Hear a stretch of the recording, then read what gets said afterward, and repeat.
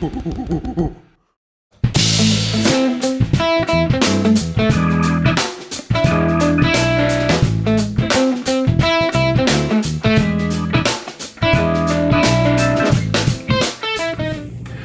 up guys, I'm Alex. I'm Jason, we're the Table Monkeys, and we are here with another video. This will actually be our final video in this series called Starting From Zero, where we're just kind of trying to give a very standardized, like head to toe example of how to set up and how to kind of begin learning the fundamentals and the techniques of arm wrestling. In each video we kind of start with the top down like stance approaching the table and move all our way. We've moved all the way kind of through the hill, and now we've gotten to what we feel is the final step in the game, which is the strap. So this video is mainly going to be about learning how to use the strap, how to set up with it, how to apply pressures to it, because once you get to a high enough level, like this is kind of the line in the sand between like beginner and or amateur and pro, and once you get to that kind of higher pro level, the strap is really what determines the game, because if you don't know how to use it, you're going to get exploited, right? Definitely, yeah. And it's also, at that level, it's next to impossible to keep people away from it if they really want it, unless you have just a stupid freaky hand, which is a possibility, but even at that point, if you do have a freaky hand and you always keep people from getting to the strap, that one guy that does get to the strap probably going to be able to make you look silly once they get there. So learn how to use it. I've heard Devin say that he feels this is a more important piece of equipment than an actual table to learn how to actually get good at arm wrestling. So that's the main thing we want to touch on today, but as we always do, let's go through the head to toe setup. All right, so we always want to set up for a high hook, which is the most fundamental position. As we progress through the match, we'll give things away to stay in the match, but we're always going to shoot for that top of the hill position. So setting up for the most fundamental position we can get, we're going to get our, if I'm arm wrestling my right arm, get my right leg wrapped around the table, my other leg pointing in the direction I want to go with my hip in contact with the table. I'm going to twist my body, get my right arm inside my body, left arm on the peg, bringing that shoulder forward so we're nice and square. My elbow's in the center of the pad, my wrist is nice and high, my pronation is locked in. I grab my opponent as high as I can get with my fingers as deep and around my opponent as possible. And then shooting for that high hook, I'm going to shoot for rise and cup. But if we're in a competitive match, we're both rising, we're eventually going to slip. And that's where the strap comes into play, because we both know that hanging on is for beginners. Yes. We ain't trying to be no beginners. Exactly. And that's why you see so many matches go like exactly that with that slip, is because they're both fighting for the same spot, they both know not to hang on, and they're both strong enough to pull right through each other's containment, so we end up coming apart. If one of us was going for a hook or like different moves, it might not end up that way. You might see a slip where somebody has to flop underneath, but the majority of the reason why a slip happens is because, like Alex said, once you get past that beginner phase, you know not to hang on, because hanging on to your opponent is just giving them, you know, the ability to pull you to the pad. So regardless of how the slip happens, the majority of the reason why it happens is because strengths are like equal enough that we can both slip. One isn't so dominating that they can just control the other one, and both parties know not to hang on. Yeah, exactly. So that's where the strap comes in. So we'll apply the strap, and then we'll come back.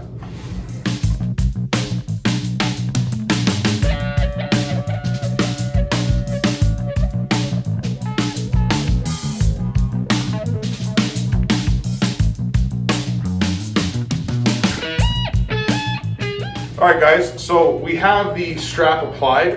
First thing to learning how to pull in the strap is learning how to apply the strap.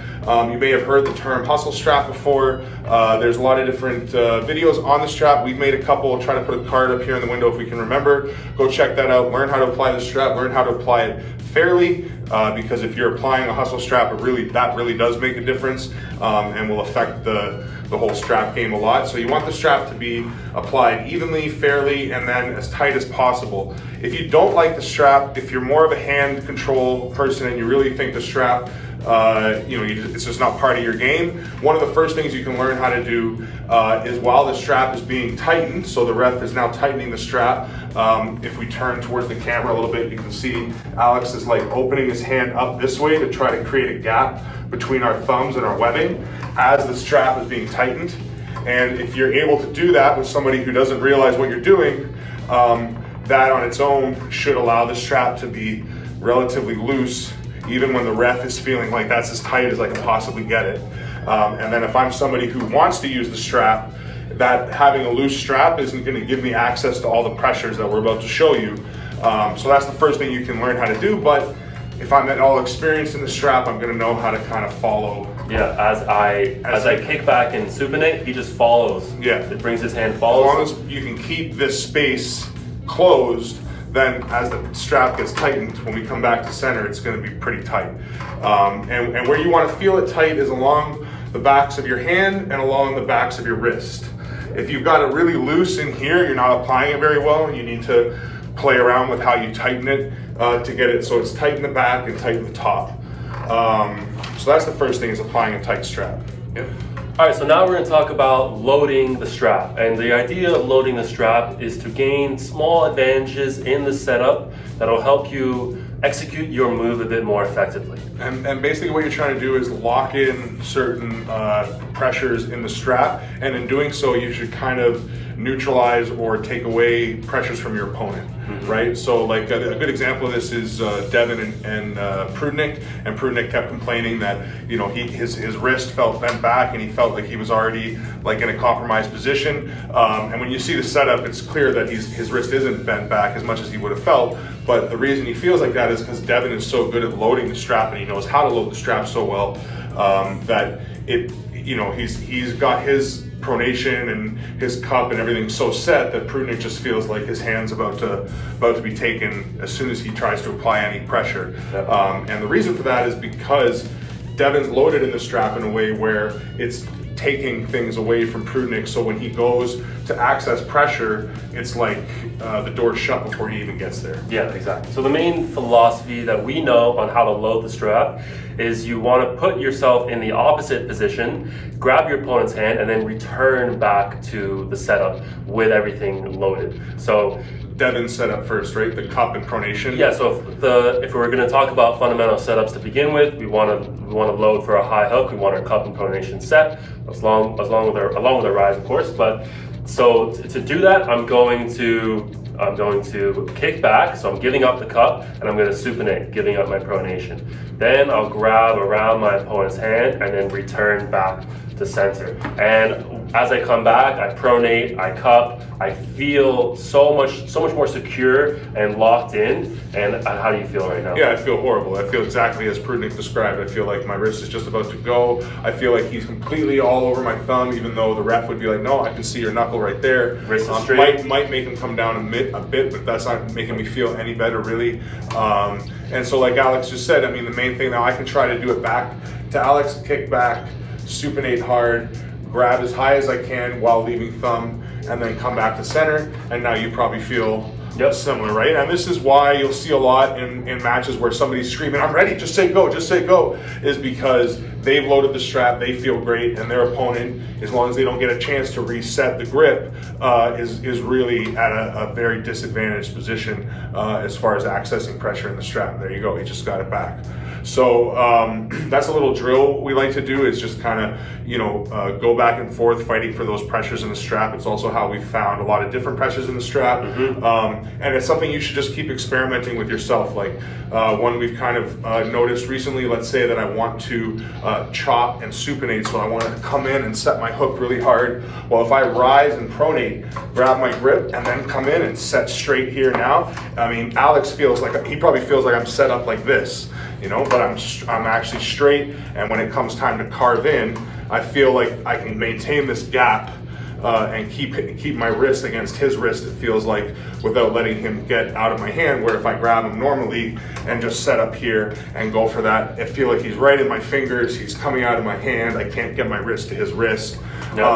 So again, that's another, I want supination and chop, so I rise and pronate, grab, and then reset, and now it just feels like I have access to that, Yeah, another one would be, let's say I want to go for like a posting style top roll, so I want to set my rise, my back pressure, I dump my wrist, I come forward, depth, grab my opponent's hand, and then rise up and post up. Yeah. And now, like, there's just so much pressure. I just want to go. Even just without the pressure, you can already see like his knuckle is a good inch higher than mine. It's totally set where mine is dumped. And Legal position. Yeah, he's not covering my knuckle, even though I might bitch about it. The ref is not going to give it to me. All I've really got as an option is to cover his knuckle. And even now, I don't feel like I'm winning. I feel like I'm still compromised. You probably still feel pretty happy in that position. You took a little bit, but I still feel a lot better. Yeah, because all I've really gained is height, but I haven't affected the pressure in the strap, right? No. So that kind of leads us to the next thing, is how to affect the pressure in the strap.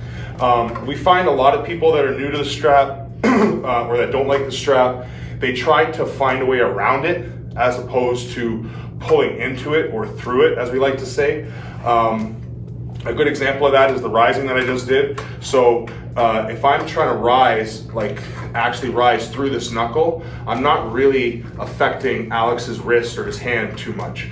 So if you pull into the strap and I don't, so now Alex is protecting the strap by actively pulling into the strap, rising into the strap, as opposed to trying to rise around it. So as he rises into it and I try to rise around it, I've got nothing. If I try to rise into it, now it's a fight. And it's a very, very minute difference in pressure, but it makes a huge difference in reality. And the idea is that we're fighting through the wrist instead of the hand. Yep. So I'm rising through the wrist, I'm pronating through the wrist, I'm supinating through the wrist, and I'm cupping through the wrist. Yep. This one is a bit tricky to understand because you want to set your fingers and then you want to cup down on your opponent's hand, but the fingers, like we said before, are not as effective inside the strap. Yeah. So you actually want to think about letting your fingers go and cupping with the wrist. And going into a knife hand position can be helpful for this because it really teaches you how to use the wrist to cup, to pronate, to supinate, to rise. Go ahead. No, I was just going to say, and in that cupping, again, what makes it tricky is he's really thinking about where the strap connects to his wrist here, and then trying to bring his knuckles closer to that strap and that pressure he feels in the strap, as opposed to, like he said, trying to contain with his fingers. So if he gives me back pressure and I try to contain with my fingers, I'm feeling a lot of pressure up in the top of my hand. It's feeling very difficult. If I let my fingers go and just apply the pressure through the ridge of my hand, and now I feel a lot more pressure in the strap down here, that feels like it doesn't feel easier, but it feels like I can access more power, which is what you always hear people say with the strap, is that it allows you to access more power. It does if you know how. If you don't know how, it feels like you're getting raped. Yeah. And if you do know how, that's where you can start using the dark arts of arm wrestling, moving yourself down the hill to the opposite ends of the spectrum, where you have the King's move and the flop press.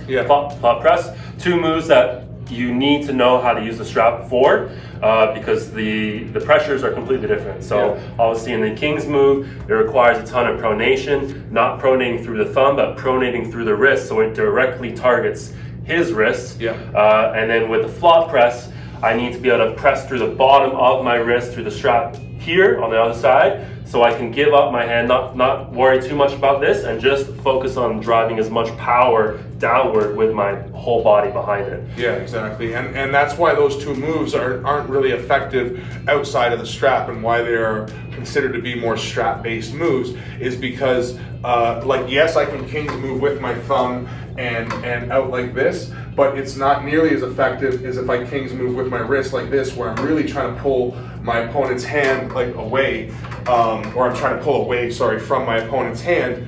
And like Alex is saying, the main part of that is approaching the strap as opposed to my thumb or the pronation. Like, it's not where I feel like I'm supposed to be attacking. And even if Alex is trying to cut me in, and I can feel him putting a lot of pressure on my thumb, if I fight back with my thumb here, that probably doesn't feel too bad for him. If I fight with my wrist like this, all of a sudden it feels horrible for him. And that's just changing. I'm still using the same muscles down here, but instead of trying to access them through my thumb and feeling the pressure that he's applying, I'm just trying to feel the pressure in the strap and apply pressure this part of the strap backwards like this, right? And then same thing like Alex said for the flop. If I'm in here trying to get into a flop, Alex can try to rise out, like if we do the Georgie Jerry thing again, Alex is trying to rise out on my hand. I don't care how much pressure he's applying up here. None of that bothers me. As long as I have a good connection here and I can push my shoulder into my arm and feel this connection here, he can rise out of my hand all he wants. And that's why when you have two guys as strong as Georgie and Jerry, you get them pulling themselves right out of the strap. But it's because Jerry is applying so much pressure into the strap, and so is Georgie. He's using the strap up here. He's not trying to really affect Jerry's hand anymore. He's just trying to, swallow it up as much as he can, and that's just what's pulling the strap apart, right? So, so those are the main pressures. Again, a lot of things are opposite, like with the pronation and the supination, like we were saying. Instead of pronating through the top of your hand, you pronate through the bottom of your hand. Instead of supinating through the bottom of your hand, you actually supinate through the top of your hand. Think about rising through the bottom of the strap here, cupping from the bottom of the strap here. Yeah. Everything is kind of opposite, and that's doing a little drill, like fighting for setup and then coming back and letting your opponent do it will really teach you how to fight for what you want and feel what it's like to be fucked in the setup as well. Yeah. Also give you a great hand pump, so it's a great workout for your hand that won't affect your elbow or your shoulder at all. So it's a great workout for warm up or on a second arm wrestling day. Or even a cool down. What's that?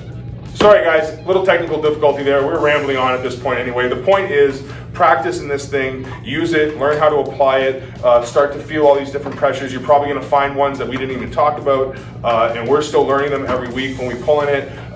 We may have mentioned it earlier. If we didn't, we've both heard Devin say that this is a more important piece of equipment to own than a table if you actually wanna get good at arm wrestling. It's a lot cheaper too. So. Yeah, exactly. But the point is that we see it a lot where there's a lot of clubs and they seem to not like to put it on or not like to work in it, and they do a lot of playing around outside of the strap, which is great and is a good form of training. But if you want to get competitive, if you want to take it to the next level, you really do need to learn how to use it, because you're going to get to a competition where even though you might have a freaky hand, if someone knows how to get out of it and get you in the strap, they're going to be able to make that hand completely useless, make it all about the wrist and the arm, and you could be in for a long day if you don't know how to use this piece of equipment. So Yep. The best in arm wrestling are the best at using the strap. Yeah. So get good at the strap if you want to be good at arm wrestling.